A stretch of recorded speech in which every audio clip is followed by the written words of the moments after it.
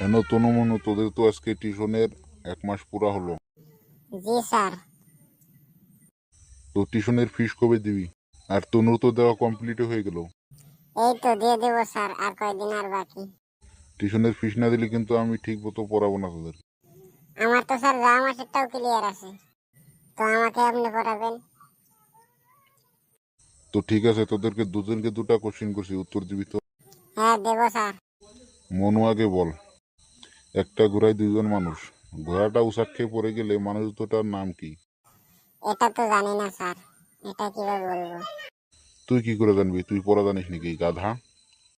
এবার তনু বলো তো বাবা। জি বলেন। 5 আর 5 কত হয়? 5 আর 5 তো স্যার 15 হয়। না স্যার 10 হয়। ধর, 15ই হয়। তুই ভালোভাবে পড়া জানিস নাকি? বাবা, তোমারটাই ঠিক হয়েছে।